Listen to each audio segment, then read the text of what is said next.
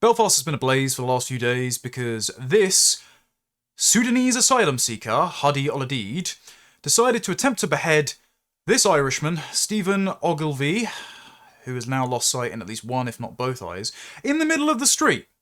It was only because a couple of bystanders ran over one guy with a hurling stick, got him off, and subdued the attempted beheader that Stephen's even alive, but he's suffering life-altering injuries. The guy seems to have had a very unlucky life, and we can only pray for his recovery. This guy was from Sudan. He broke into Ireland and then got a bus into Northern Ireland, and is now Britain's problem because of the porous border between Ireland and Northern Ireland thanks to the Windsor Framework after Brexit. He's from Khartoum in Sudan, and it's suspected that he's part of the Muslim Brotherhood allied Sudanese armed forces. He's a potential police officer who would have specialised in beheadings. And the people that brought him into the country were the last Conservative government. Because under Rishi Sunak, Suella Braverman as Home Secretary, Robert Jenrick as Immigration Minister, they implemented a fast-track scheme in February 2023 to clear the asylum backlog ahead of a general election. As you can see here, the number of Sudanese asylum claims that were granted at a rate of 97% began to climb exponentially to 4,000 or 5,000 a year. The streamlined asylum process, or SAP, was open to Eritreans, Syrians, Afghans, Libyans, and Yemenis. One Tory source said the Home Office didn't actually want to do the fast-track scheme, but Rishi forced it on them. I've spoken to an ex-Home Office civil servant who had immigration as their brief, and they said when the Afghan scheme was being pushed through at the time by the government, even they raised concern that Taliban fighters, drug dealers, rapists, and killers were going to be given access to our country, the likes of the guy who killed Wayne Broadhurst, Safi Dawood, in broad daylight, when he was actually just trying to stab two other non-British people as well. So Wayne Broadhurst, the only Englishman in the exchange, got caught in the crossfire. But don't worry, Robert Jenrick's really happy to have brought Sudanese nationals into our country through our UK resettlement scheme and community sponsorship in 2021 and 2022, and welcome eligible Sudanese nationals through our refugee family reunion route. For some reason, Robert Jenrick was insistent during his time at the Home Office to cram in as many Afghans and Sudanese people into Britain as possible. And they are now the demographics that are disproportionately butchering our children, raping women. Don't worry though, Pakistanis haven't decided to let those nationalities get a monopoly on violence, because just last week a 17-year-old girl was stabbed in the neck for no apparent reason by this Pakistani guy who was subdued by police officers. Just day after day, barbarity is in our headlines. And so British people have had enough. And of course, the Ulstermen were one of the first to kick off. They're going door to door, smashing up houses of suspected migrants, because when you get to this level of febrile ethnic tensions, people are going to start making snap judgments based on skin colour.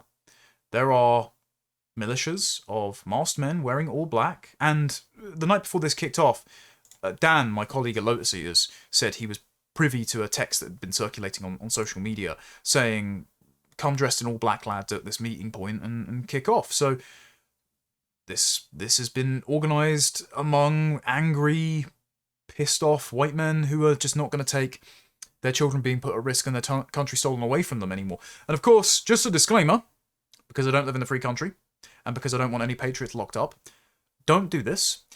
I cannot condone wanton acts of violence or property damage.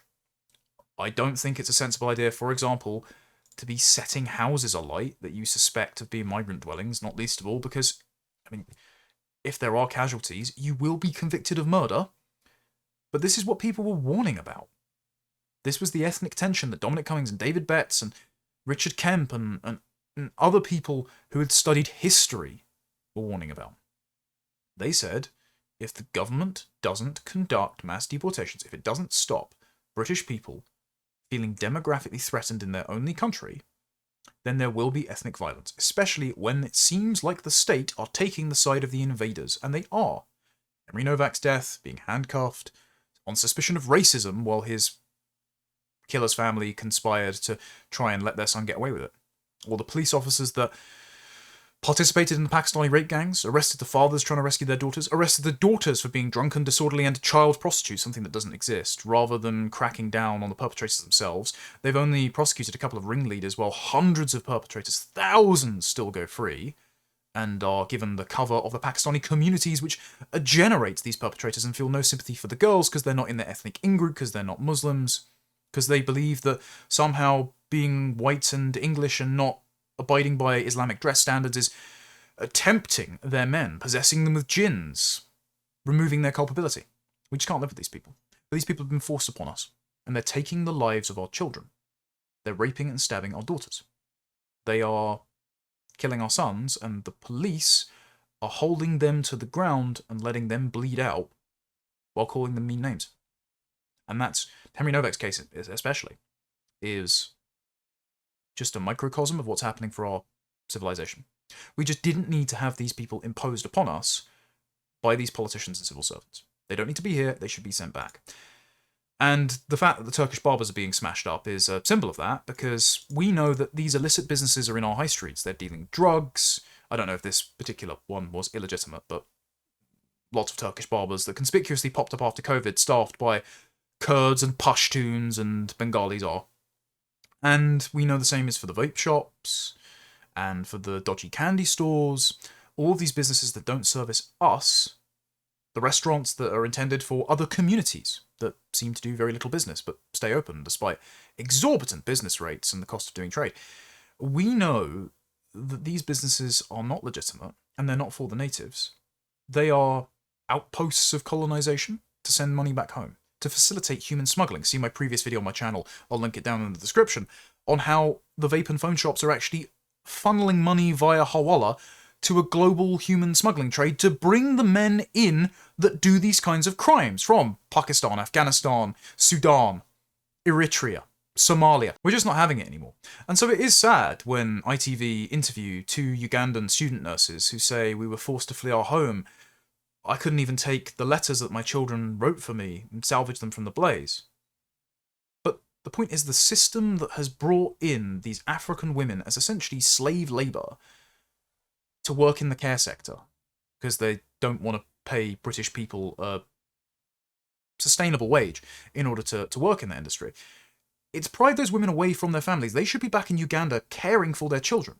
Instead, they're in our country while their children are without a mother, working for pennies to send it home to a relatively poor country.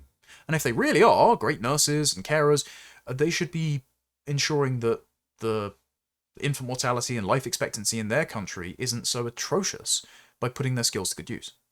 They just shouldn't be here. They shouldn't be victims of essentially an ethnic conflict which is being waged against any non-white person in Belfast, because that is the heuristic at this point. Skin colour has become the ability to determine who's one of us and who isn't. It's very crude and it's very cruel, but when you get to this level of ethnic conflict, this is what David Betts warned, this will be the heuristic. You won't have time to walk around with a British values questionnaire and determine who's on your side and who isn't.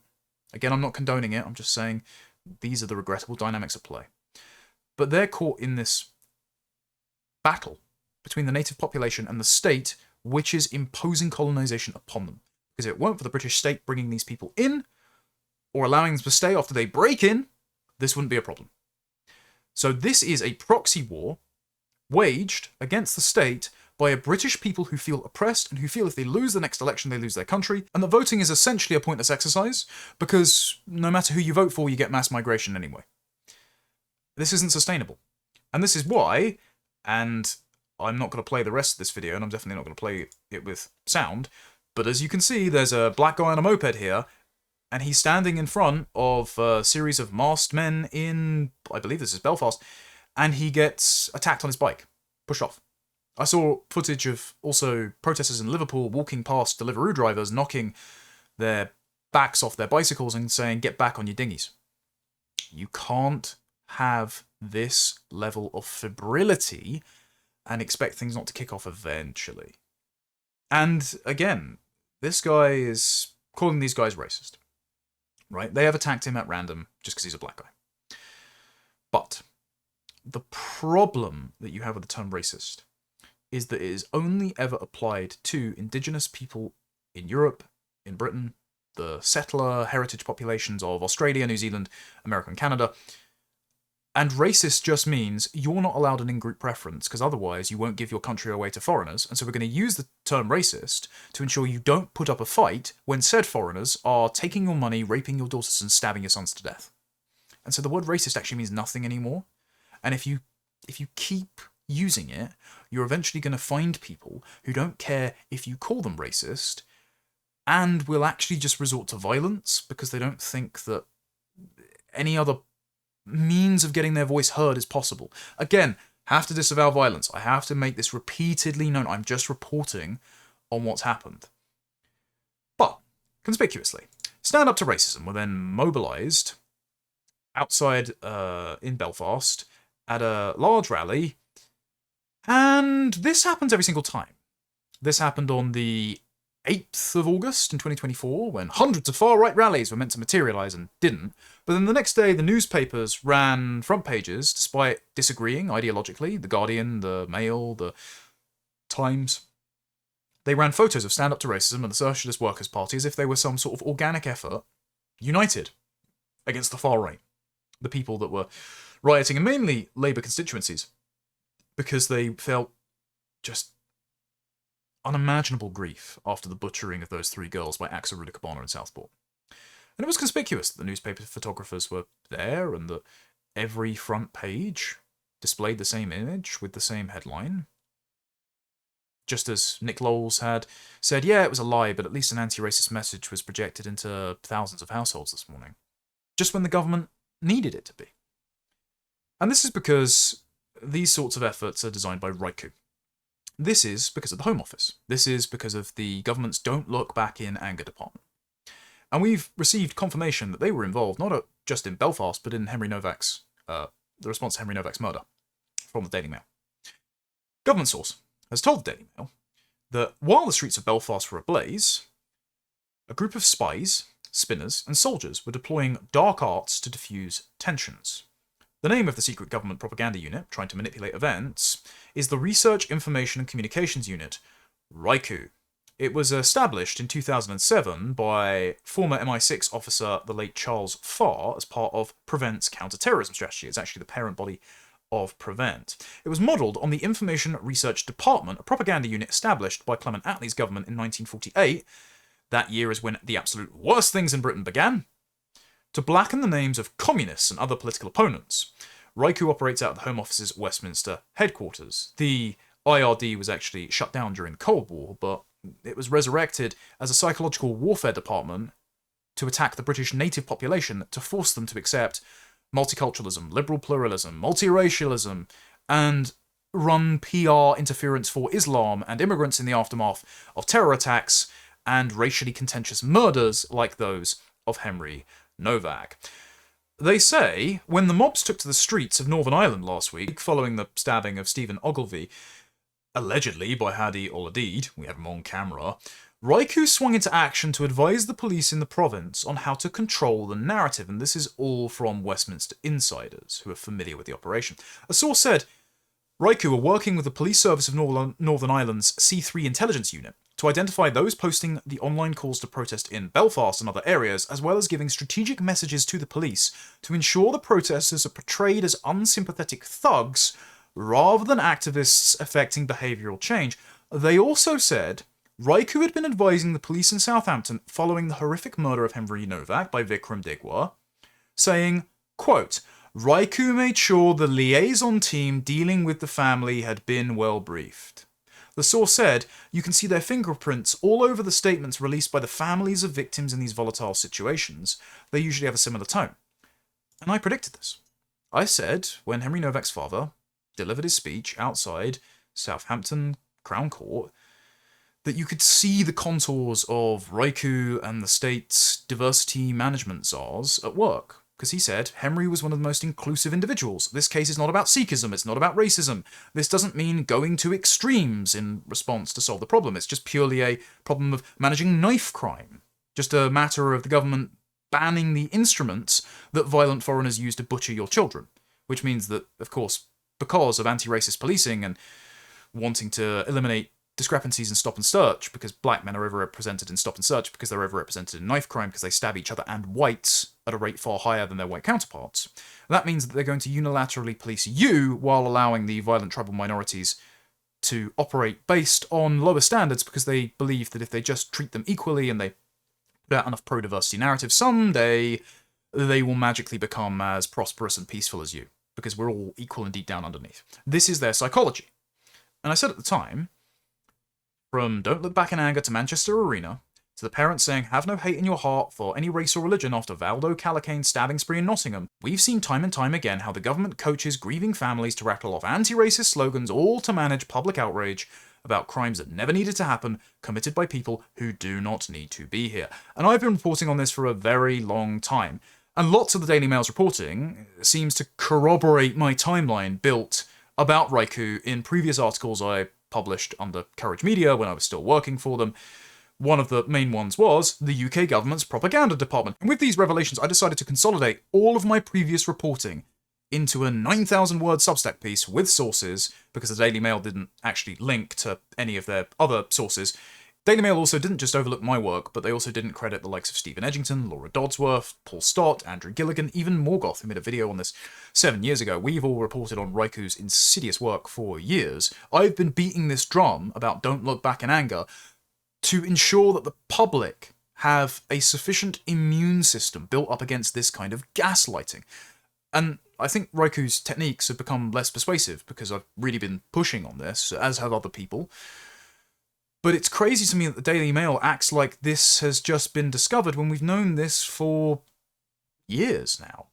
And it goes right the way back to the Manchester Arena bombing. The most egregious example of RICU's coercive tactics, their controlled spontaneity exercises where they prefabricate hashtags and slogans and flash mobs to distract from the grief and anger after terror attacks or stabbings, to ensure that the state's preferred narrative of diversity and inclusion and multiculturalism remains on rails. The worst example of this was the Manchester Arena bombing and vigil, after the Abadi brothers killed 22, including children, at an Ariana Grande concert in May 2017. At the vigil, where Andy Burnham laid his flowers, suddenly the crowd started singing Oasis's Don't Look Back in Anger, and of course this was the message. Manchester couldn't possibly look back in anger. You couldn't possibly blame not just the communities that generate these perpetrators, but the state and politicians for bringing these people into our country, putting your children's lives at risk and ending them in the first place. And we know this was choreographed by the state because afterwards the Guardian identified the woman who started singing first, and this is Lydia Burnsmeyer Rullo. It's quite an unusual name. She's an actress, was at the time. Lydia is now the BBC's Pride co-chair, so she's a diversity and inclusion activist working for the BBC. So a professional activist just so happens to have kick-started the rendition of Don't Look Back in Anger at the Manchester Arena vigil, which then became the mantra for the state's response to Manchester Arena. Oh, and by the way, Liam Gallagher says, yeah, the government hijacked the song Don't Look Back in Anger. You should look back in fucking anger. You should be kicking off. Again, not an endorsement for violence. This is just Liam Gallagher's foul mouth. But when one of the singers and co-writers of the song, who refused to perform at the One Love Manchester concert, again papering over community tensions with a big sing-along for some reason, when he says, yeah, my song was hijacked by the state to tell grieving families look the other way, you should probably take notice. You should especially take notice when one of the disaster planners, Lucy Easthope, took to The Guardian and professed her guilty conscience, saying that she actually regrets coordinating this message of love and unity in the aftermath of Manchester Arena because it didn't give the parents in the country enough time to grieve. She wrote, "The I Heart messages that appear in cities in the wake of a terrorist attack are not always spontaneous. The statements from local politicians imbued with messages of resilience and defiance, emphasising that it will be business as usual, are carefully planned in advance. The vigils to show solidarity are expected now, including a pre-negotiated multi-faith element, and the UK's ability to put its services back together in a show of strength are admired around the world." So all of this is coordinated by the state. And she, towards the end, said, "Yesterday, I tried so hard to follow Andy Burnham's advice to rise above it all. I went to a series of pre-planned meetings with anxious colleagues, checked my email and ate my sandwich. I realised that perhaps he and I have got it all wrong on this one. This horror is too raw and too visceral, and has too many children as targets for business as usual to ever have been the right message. Instead, we need to be given a bit more time to rage and roar like wounded animals. We need a national day of mourning. We need a brief moment away from social media to decide how we really feel. And if that's a day spent screaming at the sky and cuddling our toddlers, so be it. I was wrong to insist in my training that the first message should be, we will overcome, as if the enemy was on the beaches and weakness would be letting someone or something win. The message, don't look back in anger, was coordinated by the government, coordinated by RICU, who crafted the statement of Henry Novak's father to try to reduce division or racial tension, who are intervening in the Belfast riots to identify demonstrators, stigmatise them as far-right thugs and all of Keir Starmer's other favourite phrases, and try to delegitimise any opposition to the mass immigration and multiculturalism policies that the Home Office, in which RICU is situated, has practiced and has led to thousands of needless murders, rapes, lives ruined, people like Stephen maimed, blinded. Just, the government insists on using your tax money to gaslight you and call you a racist, which is the same reason the Manchester Arena bombing happened in the first place, because the security guard wanted to challenge the bomber but was afraid of being called racist. The state's response to these atrocities, where Henry Novak died because he was accused of racism, where the girls at Manchester Arena died because the guard didn't want to get called racist, where the Pakistani rape gang victims have been abused, tortured, trafficked, drugged, and even murdered because the authorities didn't want to get called racist by imprisoning the rapists. The state's response is to keep calling you racist, if you complain. And the only acceptable response, even from disaster planner Lucy Easthope, is to impotently scream at the sky as you clutch your children wondering if they're going to be next. No, fuck that. We're looking back in anger. And you should acquaint yourself with all of the instances that RICU has perpetrated. London Bridge attack, Manchester Arena, Nottingham, Henry Novak's murder, Northern Ireland, Southport. After Southport, RICU, supervising Prevent, wrote a report saying the Pakistani rape gangs are a grievance narrative invented by the far right. They also issued guidance last year to civil servants saying that Operation Raise the Colours, putting English flags up in our own country, is a racist act of intimidation. These people hate us. They are subversive. They are waging psychological warfare to demoralise our population so we don't put up a fight when our country is taken by us by the violent foreigners they bring into our country. And they're no doubt attracting people who have called them out on social media. I'm sure they've got a dossier on me. In the Daily Mail article, they say a team in an unmarked van is also understood to have toured the area following the London Bridge attack, plastering posters on walls bearing hashtags such as Turn to Love, For London, and Love Will Win. They also mention after British aid worker Alan Henning was decapitated by Islamic State in Syria in 2014, they used a front operation to plant an image of a woman in the Union Jack hijab in the media. I mentioned this in my lengthy Substack piece. It was prefabricated by Dame Sarah Khan's charity Inspire, the launch of which was attended by former Home Secretary Theresa May.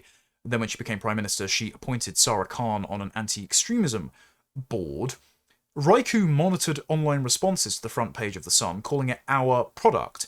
At the same time, Sarah Khan's sister Sabine, or Sabin, she keeps changing her name, was a deputy of RICU. And their brother also helped create Inspire. They're a Pakistani family from Bradford. So the government is appointing Muslim activists in the Home Office to run psychological warfare operations on the native population in the aftermath of Islamic terror attacks and incidents which inflame racial tensions to ensure that you don't look back in anger and blame multiculturalism for the fact that your son might be dead, your daughter might be raped, and your friend might be blinded by an attempted beheading. The same thing happened during the COVID pandemic, by the way. Anyone remember Clap for Carers, the PSYOP that got even Nigel Farage out on the street banging his pots and pans together to celebrate the NHS? Yeah, it turned out that the Clap for Carers founder, Anne-Marie Plass, had a friend working in Downing Street when she proposed the plan on Facebook. And overnight, saw support attracted from the Duke and Duchess of Cambridge, the Beckhams, and the Prime Minister. Everything is a psychological warfare operation. Your most fevered conspiracy theorist couldn't come up with this. And yet, we have the receipts for all of it. They overplayed their hand in Nottingham. Even before they knew who the perpetrator was and what his motivations were, he was just another schizophrenic black man. 11 times the rate of psychosis of whites, by the way, something that is a problem that no blank slatist wants to admit, and it's not a matter of socialisation. Anyway, they held a rally for one city, Nottingham Together, with the pre-printed hashtag, with a procession of faith leaders behind the grieving parents. And the grieving parents had to read out statements saying, "Hold no hate in your heart for any individual." Conspicuous after Callaghan's trial, where his charges were downgraded to manslaughter, he will live the rest of his life in a hospital, possibly be let go. He's allowed to claim benefits while he's in there. We'll never see a prison. Barnaby Weather's mother, Emma, decided to come out and actually say she felt no sympathy for the Callaghan family. They brought this violent son into our country in the first place. They shouldn't be here. The authorities had tried to hush them up, just as they tried to hush up the mother of Rhiannon Sky White, who was stabbed to death by Sudanese illegal migrant Deng Chol Majek. She was stabbed 23 times with a screwdriver, leaving her infant son an orphan. Siobhan, who is Rhiannon's mother, said Starmer has blood on his hands, demanded the government reverse mass migration. Starmer refused to meet with her, and she said that actually community liaison officers had convinced her to stay quiet during the trial, otherwise she might jeopardise the court proceedings and let her daughter's killer walk free. Lots of families have been intimidated by that. It seems like Austin Metcalf's father, Jeff Metcalf, had the same visit from the Department of Justice's Community Relations Service. It's the American equivalent that was created after the Civil Rights Act, to intervene whenever, frequently, a black person kills a white person, to issue conciliatory statements to reduce racial tensions and aim at equality. Essentially, our government, thanks to the Equality Act, the Race Relations Act, the Charities Act, all sorts of other bits of malign legislation that turns our government into the umpire between irreconcilable, violent and peaceful community groups. One imported, one native. That legislation forces the state, or at least gives them the excuse, to tell you you can't be angry when your children are killed, and disarm you of arguments against continuing to import the perpetrators of the worst kinds of violent crimes who never needed to be here in the first place. And so, I can only say that a sufficiently patriotic government has to investigate RICU. It has to imprison all of its apparatchiks, the people that have been perpetrating these atrocities on us, that know this is the direct result of the immigration policies they enforce and decide to do damage control for it instead.